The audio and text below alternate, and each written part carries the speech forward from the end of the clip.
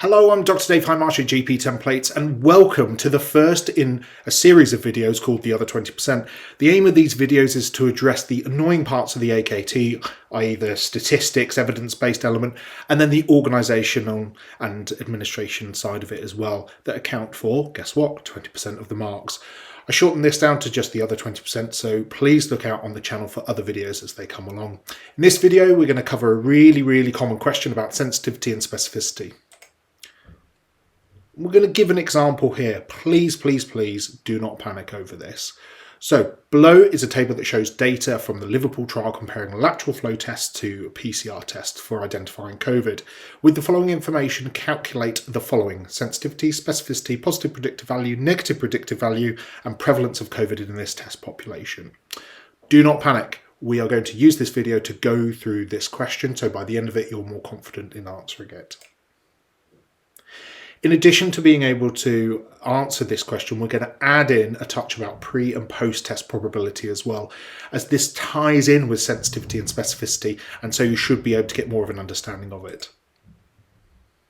So what I want you to think about, as similar with this question, that whenever you're dealing with sensitivity and specificity, is that you're actually dealing with two tests. You've got the condition itself, and then you've got an initial screening test, which is quick, simple to use, and it's something that you probably encountered before. So in this case, we use lateral flow tests. Everyone had them in the homes during the height of pandemic, and we could order them through the post. We'd have to self-do them ourselves. And then you've got a more complex test that actually is more akin to actually whether you've got the condition or not. So think about the PCR tests. They're often more involved, more expensive, and require a bit of extra effort. So, with the PCR, you had to go to a certain test centre, and get them done by a professional in the beginning, and then it changed to being self-administered. But then they had to be taken to a lab to get specifically tested to see whether actually you got the condition or not. You may replace the second more complex test with actually, have you got the condition, yes or no? Start to think then about other conditions where you've got these two tests. And I'll give you a couple of examples. So for breast cancer, it could be as simple as, have you got a lump on examination versus a mammogram? With the pulmonary embolism, have you got what's the D-dimer result versus the CTPA result? Pneumonia, you might have point of care CRP versus a chest x-ray and full blood count that you get done in A&E. And prostate cancer, one that's really big in the media at the moment, PSA result versus an MRI. So really we're going to look at using PCR and lateral flow because that's where the Liverpool trial came from, and think about how this data was sourced. So they got approximately about 3,000 people from the Liverpool population to basically in one nurse get a lateral flow test and literally the same time then get a PCR test and compare the two results. So as you can imagine, if you've got two tests, it's the question of, do they agree with each other? Okay, so, and it's either a yes or no. So for the first test, is it positive or negative? And for the second test, is it positive or negative? So if we've got that both tests match each other, we call that a true positive result. So the screening test matches the more complex test. Likewise, if they're both negative, we call it a true negative result. Now, sometimes you get a positive test for the screening test, and that doesn't match what's going on with the final test, the more complex test, and so we call that a false positive. And likewise, do you have a negative test and actually the more complex test come back as having you've got the disease, so it's a false negative. I like to think of this backwards. Okay, so with the thinking about the positive negative first, so that is what's showing me on that initial test. What is that initial test? Is it positive or negative? And that's what that second statement is going. Then the true false bit is, do I believe it? Simple as. So for example, a false positive means that I've got a positive, say lateral flow, but because it's false, I don't believe it. I don't trust it. So the data gives us basically 5 things that we can calculate, and we'll go into these a bit more detail. So let's get set.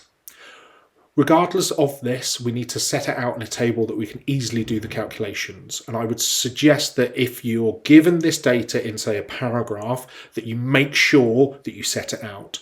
So going sort of left to right, on the left-hand side of the screen, you've got the test positive and negative values, okay? And then along the top, we've got disease present, disease absent. You can replace the disease present, disease absent with the more complex test result being positive or negative. They're interchangeable. So again, going more looking into the actual table itself, you've got when the test is positive and the disease is present, that's a true positive reading. And then likewise, test positive and the disease is absent, there's our false positive reading. And likewise, we do the same with the test negative and disease being present, that's false negative. And with the test being negative and the disease being absent, that's your true negative. So whatever you do, make sure you set this out in this way first, your little 2x2 table.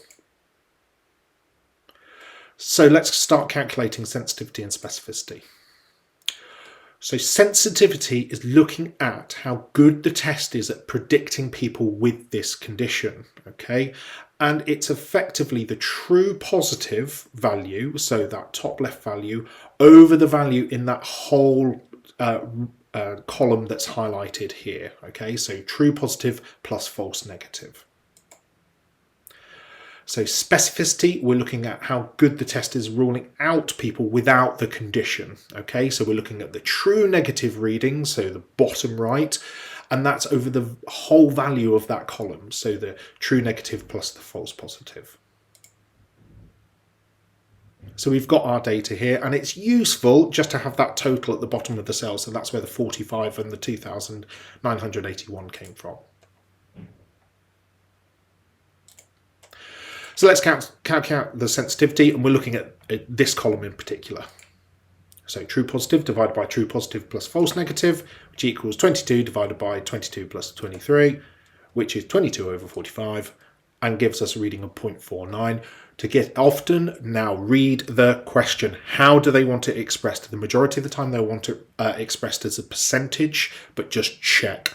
Okay, so to get it from 0.49 to a percentage, we just multiply it by 100 and shove a percent on the end. So specificity, again, we're looking at this column. True negative divided by true negative plus false positive, which is 2,979 over 2,979 plus 2, which gives us this reading, and again gives us 99% overall using the same value. Again, read the question. How do they want it expressed as the answer? So we take a slightly different tack in terms of how we calculate the positive predictive value and the negative predictive value.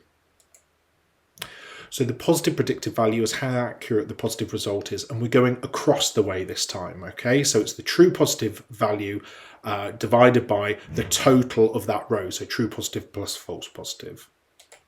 And guess what? Negative predictive value is exactly the same with the negative test. So a true negative divided by the true negative plus false negative, all across the bottom there. So going back to our worked example, I've totted up the total of the rows just to make life a bit easier. And we're going to calculate the positive predictive value first. Okay, so true positive divided by true positive plus false positive, which is effectively 22 divided by 24, which gives us a positive predictive value of 92%. The negative predictive value then, we're looking at the lateral flow test negative row, with the true negative being divided by true negative plus false negative, and then with our lovely, lovely high value numbers, so it's effectively 2,979 divided by 3,002. Which gives us a negative predictive value of 99%. Thank you very much. Prevalence. Really, really frustrated me because I got this test in my AKT and I hadn't revised it, and I got really frustrated that I wasn't that confident with it. Thankfully, I passed the exam, otherwise I wouldn't be a GP now. So it's the proportion of the population who have a specific condition at a given time. So I don't particularly care what the initial screening test results is, so in this case the lateral flow test. All I care about is the PCR positive result. Okay, so the total number of people with the disease in this scenario is 45, because that's what the total number of the PCR positive results. Okay, regardless of whether the screening test is, I don't care. Okay. Likewise, we need to get a rough calculation of how many people are there. Okay, so it's the, I've done it down at the bottom here. So I've taken the PCR positive results. So there's 45 people with the disease. The negative results are 2,981. And to get the total population, just added those two figures together to get the 3,026. Okay. So in this case, it's 45 divided by 45 plus 2,981, 45 divided by 3,026. And again, so in this population, the percentage who have COVID from the population is 1.5%. Okay. Again, just look at how the question is framed in how they want it presented in terms of the answer. Do they want it as the decimal place, so 0.015, or as a percentage? So with pre and post-test probability, all we're doing is adding further information to it. Normally, what symptoms are there? So in the case of COVID, do we just say, are you completely asymptomatic, so no symptoms at all? Have you got a cough, cold, fever, loss and taste of smell? And that will alter how much we trust that result of the test. And I'll show you a worked example. Okay, so working from top to bottom. So we've got the patient state. So in the case of a lateral flow test, you know what, if you're asymptomatic and you've got a lateral flow test negative, then actually you've probably got a very low chance of COVID. Thank you very much. But actually, if it came back as positive, because of we know how good it is at picking it up, then actually you've got a fairly high chance of developing COVID. If you've got a slight cough, cold, and thinking back to the height of the pandemic, not particularly now, then actually we thought that you probably got an intermediate chance of actually developing COVID because we didn't quite trust the negative tests. And again, if it came back as positive, you're pretty much guaranteed you've got COVID. And then regardless, you add in your classic COVID symptoms, so loss and taste of smell, cough, high temperature, then actually regardless of it being positive or negative, we ignored effectively the lateral flow tests because you probably got a high chance of COVID.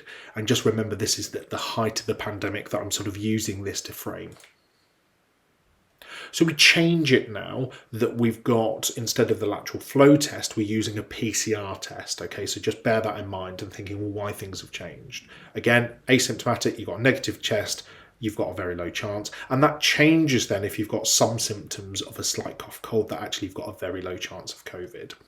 And again, if you've got classic COVID, loss and taste and smell, then actually, and the PCR comes back as negative, we don't automatically say, oh, have you got COVID or not? Actually, we just think, oh, is there something else going on? But it actually we're not sort of as convinced. So I hope that you found that video useful. We've covered sensitivity, specificity, positive predictive value, negative predictive value, prevalence, and then we've touched upon pre and post-test probability and what that actually means in a clinical setting. That's it. Thank you so much for this. Please like and subscribe, share around if you're doing AKT revision with anyone. Please follow the channel as well, as we'll be doing more other 20% videos. The aim is that for your AKT that we'll cover the administration side and the statistics side of your exam with a sort of series of videos, all for free. I'm Dr. Dave Hindmarsh, GP Templates. Huge thanks.